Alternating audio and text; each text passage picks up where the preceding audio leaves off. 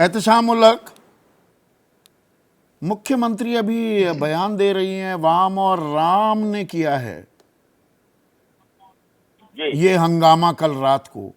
एक तरफ वो संवेदनाएं जाहिर करती दिखाई देती हैं, वो खुद एक महिला हैं, कि फांसी की सजा होनी चाहिए, तो उसमें ये राजनीतिक बयान का क्या मतलब? जैसा यशोवर्धन आजाद कह रहे हैं, वो तो चिन्हित हो गए कौन लोग हैं, उनकी पहचान हो जाएगी, पता लग जाएगा।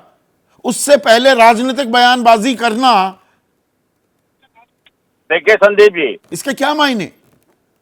देखिए संदीप जी, सबसे पहले ये जो घटना घटी है उसकी मैं कड़ी निंदा करता हूं, इसलिए कि हमारी पार्टी भी समझ लिए जो डे वन से कड़ी निंदा और आलोचना की है। और विक्टिम के साथ में हमारी मुख्यमंत्री ममता बनर्जी ने उनके माता पिता से बात की कि जिस तरह का भी समझ लिए जांच का विषय होगा, सरकार और पुलिस खड़ी रहेंगी।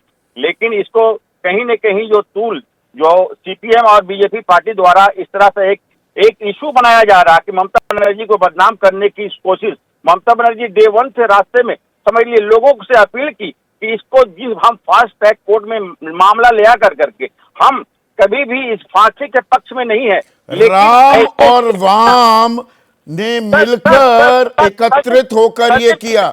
आप लोगों को और भड़का रहे हैं कि नहीं? मैं सीधा सवाल पूछ रहा हूं, शब्दों का चयन तो ढंग से करना चाहिए। आप बीजेपी और वाम खेमा बोल दीजिए। संदीप जी, मेरी बात समझिए, समझने की कोशिश कीजिए।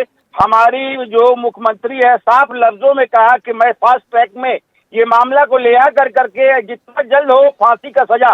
मैं फांसी के पक्ष में नहीं हूं, लेकिन ऐसे जो केस को, ऐसे विक्टिम को सजाए मौत दी जाए तो कम है। हमारी नेत्री ममता बनर्जी ने साफ लफ्जों में कहा। उसके बावजूद देखिए, कल हमारी आज ममता बनर्जी ने साफ लफ्जों में कहा कि कल ये खुद प्रोटेस्ट करेंगी।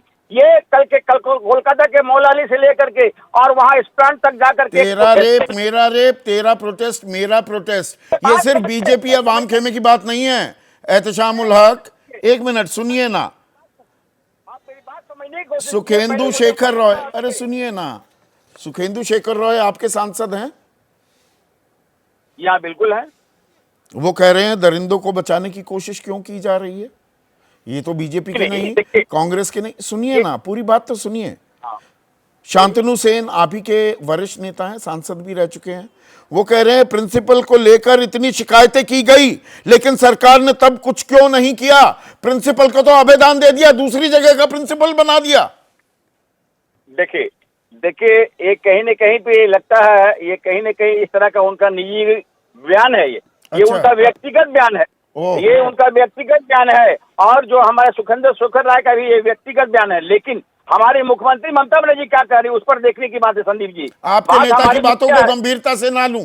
वो कह रहे हैं दरिंदों को बचाने की कोशिश क्यों की जा रही है? अपनी ही सरकार से सवाल पूछे जा रहे हैं। मेरी मुख्यमंत्री दरिंदों को बचाने की लिए बिल्कुल कोशिश नहीं कर रही है, बिल्कुल कोशिश नहीं कर रही है। और उन्होंने कहा कि इनको सजा या मौत दी जाए, ये तो साफ लफ्जों में कहा है। तो उसके बावजूद भी राजनीति नहीं होनी चाहिए यहाँ पे संदीप जी। राजनीति का कोई सवाल नहीं है। हमारी पार्टी उनके साथ कभी खड़ी नहीं है। और डे वन से हमारे जो यहाँ के जो पुलिस कमिश्नर थे, गाय वारदात पर पहुंचे, उसके बाद में हमारी मुख्यमंत्री ममता बनर्जी ने विक्टिम के माता पिता से बात की और उसके बाद कहा कि जिस तरह का भी आपको चाहिए, मैं उसको हर चीज के लिए मैं तैयार हूँ। उसके बावजूद भी यहाँ हम समझते हैं, देखिए ये एक घटना, ये इंसिडेंट कहीं भी हो सकता है, लेकिन इसको कृपया राहुल गांधी ने भी कहा, आप तो इंडिया गठबंधन के हैं ना, हिस्सा अभी हिस्सा ही है ना जी, इंडिया गठबंधन के। तो इंडिया गठबंधन के सबसे बड़े नेता राहुल गांधी वो कह रहे हैं पीड़िता को न्याय दिलाने की जगह आरोपियों को बचाने की कोशिश अस्पताल और स्थानीय प्रशासन पर गंभीर सवाल खड़े करता है। स्थानीय प्रशासन किसके मातहत आता है, किसके अंडर आता है? बात सही है, राष्ट्र हमारे राज्य के अंतर्गत में आता है। लेकिन हमारे कहने का मतलब है, ये कहीं न कहीं देखिए, हर आदमी अपने अपने तौर पर ओपिनियन देते हैं संदीप जी, हर आदमी। देखिए ये कहीं न कहीं तो ये मैटर जो है बहुत ही दुर्भाग्यजनक मैटर है। जो इतना बड़ा समझिए वाकया, ये दिल दहलाने वाली है। हम लोग इससे शर्मसार है और हम तमाम लोग इसके साथ में है। जो इस तरह का जो घटना, हमारी सरकार ना हमारी प्रशासन कोई भी इसके साथ में नहीं है। बात समझने की कोशिश की, लेकिन कहीं न कहीं बात इसको समझिए टूल देने का काम जो कर रही है। कल हमारे 15 पुलिसकर्मी इस तरह से घायल हुए। सोचिए कि वहां हजारों की संख्या में तांडव मचाया गया। तो ये कहीं ना कहीं समझ लिए तो एक तांडव तरह का कौन मचा रहा है?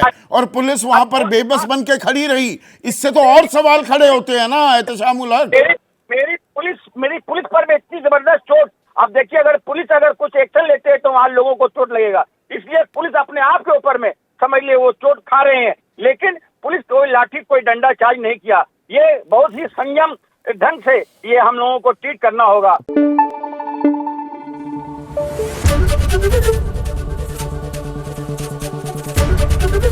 एबीपी न्यूज आपको रखे आगे।